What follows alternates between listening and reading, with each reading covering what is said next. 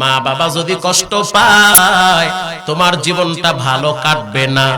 আল্লাহর হাবিব বলেন হুমা জান্নাতুকা ওয়া নারুকা, মা বাবার পায়ের নিচে জান্নাত, মা বাবার পায়ের নিচে জাহান্নাম। যে ব্যক্তি মা বাবাকে খুশি করলো ওই ব্যক্তি আল্লাহকে খুশি করে ফেললো। যে ব্যক্তি মা বাবারে বেজার করলো সে আল্লাহকে বেজার করলো। এরে যুবক সাবধান, রক্ত গরম আছে, মা বাবার সাথে বেয়াদবি করিও না। স্ত্রীর প্রেমে পাগল হয়ে মা বাবার সাথে খারাপ ব্যবহার করিও না। এই বাংলার জমিনে অসংখ্য যুবক আছে মা বাবার সাথে বেয়াদবি কইরা এখন রাস্তায় রাস্তায় পাগল হয়ে ল্যাংটা হয়ে ঘুরে, আছে না নাই?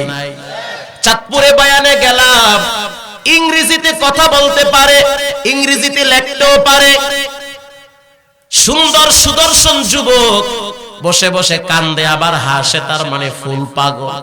এলাকার মানুষ বলে হুজুর এই যুবকের চরিত্র অবস্থা খুব ভয়াবহ এক সময় ছিল। ৮০,০০০ টাকা ৯০,০০০ টাকা কোম্পানিতে বেতনে চাকরি করত, কিন্তু কপাল খারাপ, সুন্দরী রূপসী একটা মেয়েকে বিবাহ করার পরে মাকে আর দেখতে পারে না। একদিন রাগ করে মায়ের মাথায় রড দিয়ে বাড়ি মারছে।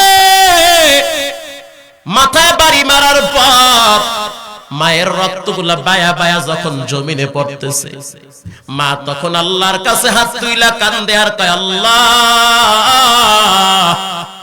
এই সন্তানটা আমার পেটে কি পরিমাণ লাথি মারছে তুমি তো জানো।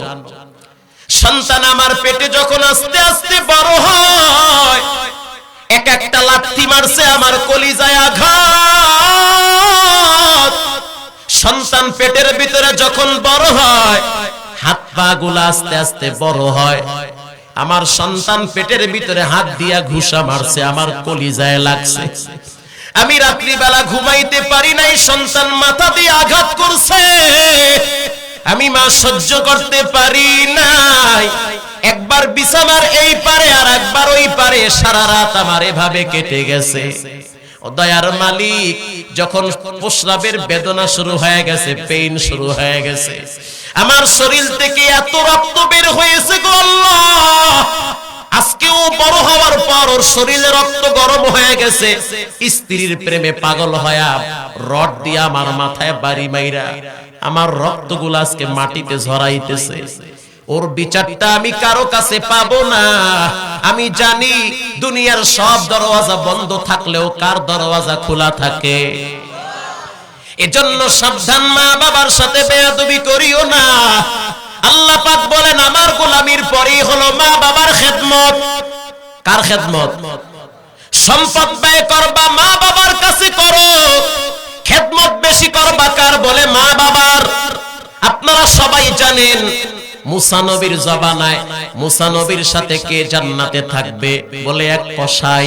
কেন থাকবে? বলে মা দোয়া করেছে, আল্লাহ আমার সন্তান আমারে গোশত খাওয়ায়, আমার এই সন্তানের জন্য একটা দোয়া করলাম, আমার এই সন্তানটারে তুমি পয়গম্বর মুসার সাথে জান্নাতে কবুল করিও। মায়ের দোয়া এমন এক দামি দোয়া, মায়ের দোয়া এমন এক মারাত্মক দোয়া। মায়ের দোয়ার কারণে গরিবের সন্তানকে আল্লাহ সম্মানের চেহারে বসায়।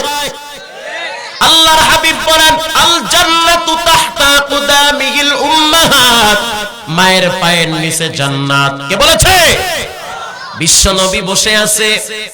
এরা যুবক সাবধান, অনেক যুবক আছে অনেক বড় শিক্ষিত, শিক্ষিত হওয়ার পর ঢাকা শহরে ফ্ল্যাট ভাড়া নিয়ে বউ নিয়ে থাকে, অথচ মা বাবা গ্রামে কষ্ট পায়, খবরও নেয় না।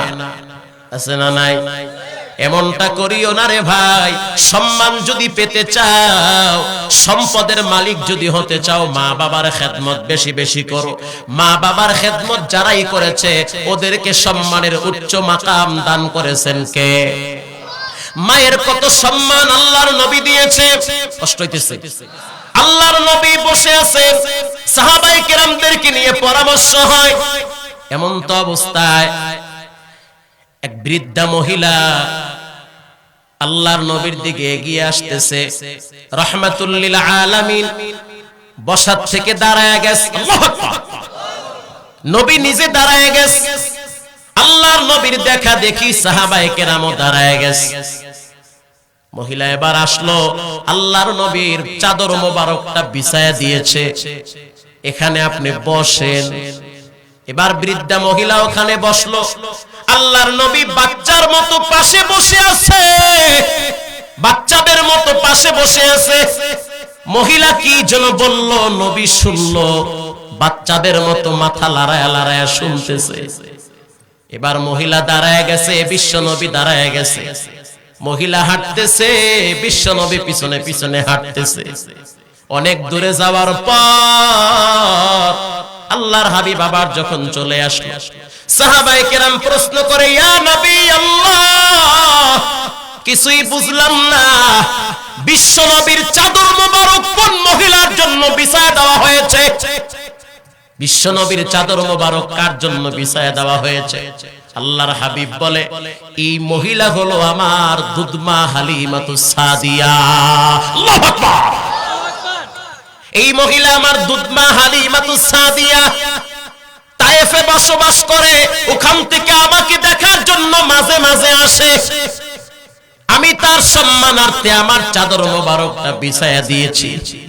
ওরে এতিমের দল, এখন আর তোমাকে কেউ বলবে না, ও বাজান তোর চেহারা তো শুকায় গেছে। এখন আর কেউ বলবে না, বাজান তুই বুঝি খানা খাও নাই। এখন আর কেউ বলবে না, বাজান তোর মনটা কেন বেজার, তুই আমার মায়ের পাশে একটু বস, কথা বলবো। ঘরে গিয়া দেখবেন মা নাই, মায়ের খালি বিছানা পড়ে আছে, আছে না নাই? ঘরে গিয়া দেখবেন মা নাই, মায়ের বিছানা পড়ে আছে, আব্বা নাই, আব্বার জামা ঝুলতেছে। আল্লাহর হাবিব বলেন, মাঝে মাঝে মা বাবার কবরের পাশে দাঁড়ায়া দোয়া কইরো, কি লাভ? সন্তান যদি দোয়া করে নির্ভেজাল ভাবে, সেই দোয়াটা কবুল করেন কে? এই গত কোরবানির ঈদের নামাজ পড়াইতে মানিকগঞ্জে গেলাম, ফজরের নামাজের সময় যখন মসজিদে গেলাম নামাজে, এই কোরবানির কথা। নামাজ শেষ হওয়ার পরে যখন ঈদের নামাজের জন্য রওনা হব, এর আগ মুহূর্তে মসজিদে কোনায় অনেকে বসে বসে তাসবিহ পড়ে, জিকির করে, কোরআন তেলাওয়াত করে। তো ইমাম সাহেব নামাজ শেষ করার পর তিনি তার কামরায় চলে গেল। বসে আছি, মুয়াজ্জিম পাশে বসে আছে।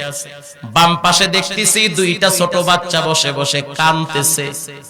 কিছুই বুঝলাম না কেন কান্দে।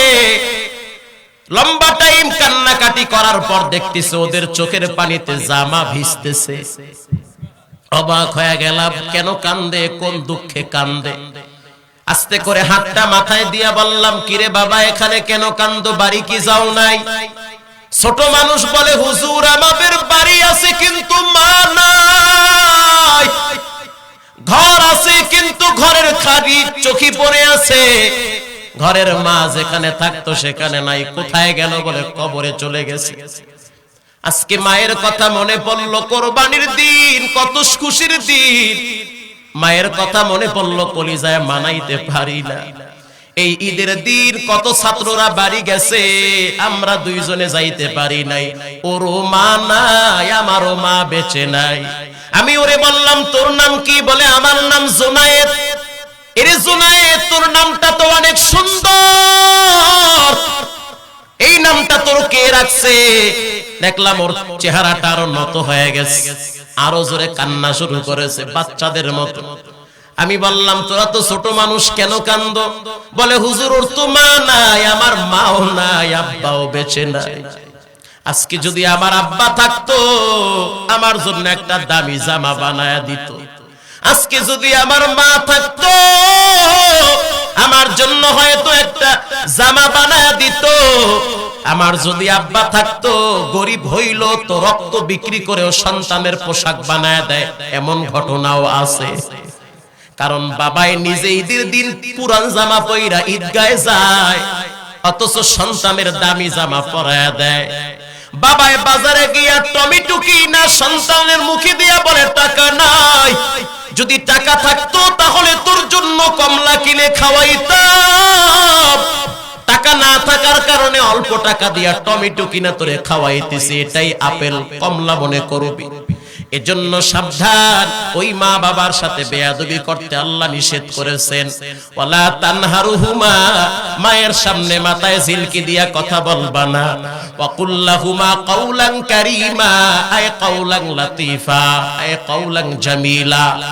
মা বাবার সাথে নরম নরম ব্যবহার করবা, মা বাবার সাথে ভালো ব্যবহার করবা। এই যে সামনে রমজানের ঈদ আসতেছে, রমজানের ঈদের নামাজের পরে দেখবেন অনেক যুবকরা বাবার কবরের সামনে কান্দে, যায় নামাজ নিয়ে দাঁড়ায় দাঁড়ায় কান্দে, আছে না নাই? এজন্য সাবধান, আল্লাহর ওয়ার্ডার, আল্লাহর গোলামির পরেই হবে মা বাবার খেদমত। আলকামা রাদিয়াল্লাহু তাআলা আনহু এত বড় একজন সাহাবী, জিহ্বা আটকে গেছে, কালেমা বের হয় না। আল্লাহর হাবিব বলল, ওরে আলকামার মা, আলকামারে লাকড়ি দিয়ে আগুন ধরে দেওয়া হবে। আলকামার মা বলল, আসলে কি আগুন দিয়া জ্বালায়া দিবেন? বলে হ্যাঁ, কারণ তোমার সাথে বেয়াদবি করলে জাহান্নামের আগুনে ওকে পুড়তে হবে। আমি রাসূল ওরে দুনিয়াতে পুইরা ফেলামু। মা দোয়া করলো, আল্লাহ আপনি সাক্ষী, আপনার রাসূলও সাক্ষী, আমি আলকামারে ক্ষমা করে দিলাম। আল্লাহর হাবিব বলেন, বিলাল খবর নিয়ে দেখ কি অবস্থা। আল্লাহু আকবার।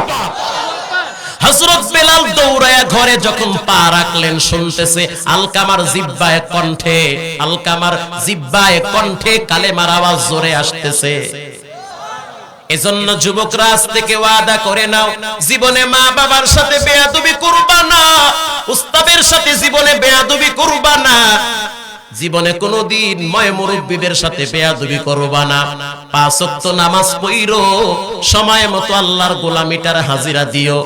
দুনিয়া কিছুই না, এমন একটা রাত নাই দিন নাই যেই রাতে দিনে মানুষ কবরে যায় না, এমন একটা রাত নাই দিন নাই যেই রাতে দিনে মানুষের জানাজা হয় না। হয়তো অমুক এলাকায় জানাজা হয় তুমি জানো না, হয়তো নদীর ওই পারে জানাজা হয় তুমি জানো না। এমন একটা সময় আসবে তোমার জানাজা পড়ার জন্য মানুষ দাঁড়ায় থাকবে। অতএব আজ থেকে ওয়াদা করে নাও, জীবনে কোনোদিন নামাজ ছাড়বা না, বেপরদায় চলবা না, হারাম খাবা না, মা বাবার সাথে ভালো ব্যবহার করবা, উস্তাদের সাথে ভালো ব্যবহার করবা। দিলটা যদি ভালো হয়, তওবার নেয়তে দুটো হাত আল্লাহকে দেখায়া দাও।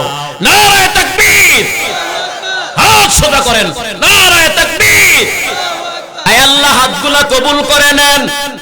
জীবনে একবার বাইতুল্লাহ যাওয়ার তৌফিক দেন। আয় আল্লাহ, নদীর পারের মানুষ জানি না জীবনে বাইতুল্লাহ যেতে পারে কিনা।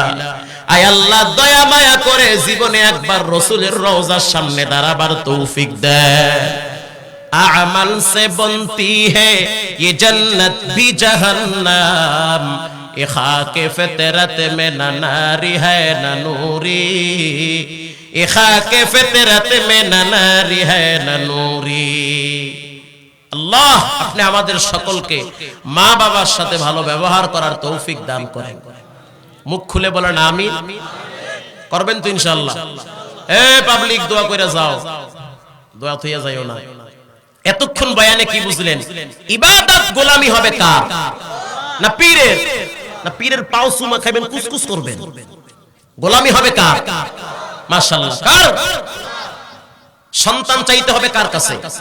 না পীরের দরে, বাবা সন্তান তো আমার পোলা লাগবে, এরকম না, সন্তান চাইতে হবে কার কাছে? মাশাআল্লাহ। আল্লাহ আপনি আমাদের সকলকে নেককার সন্তানের ব্যবস্থা করেন। আর যারা বিয়ে করে নাই হেরাও করবে সন্তান, বিয়ে কইরে এখন ভালো সন্তানের ব্যবস্থা করেন। আমিন। আর মুরব্বিরা চিন্তা করে কি ঘর আর একটা ঘরে গেলাম মনে বসে।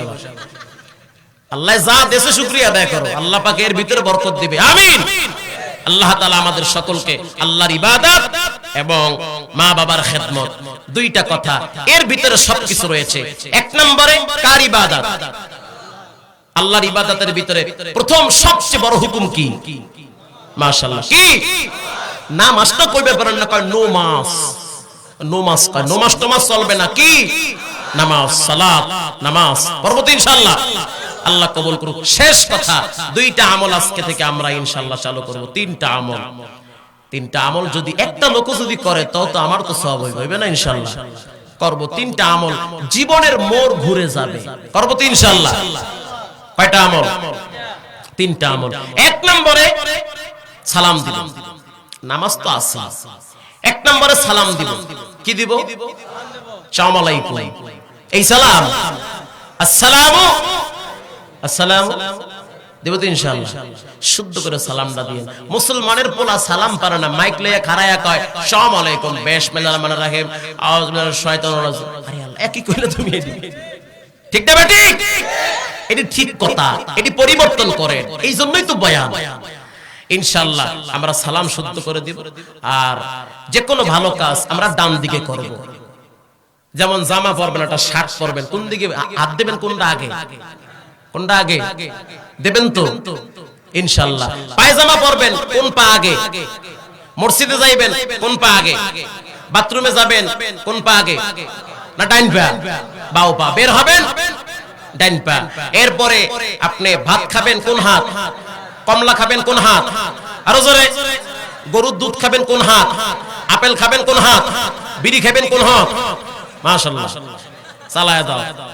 এটি বাদ দেন, বিড়ি বিড়ি খাইয়েন না। মেসওয়াক করবেন, মেসওয়াক করবেন।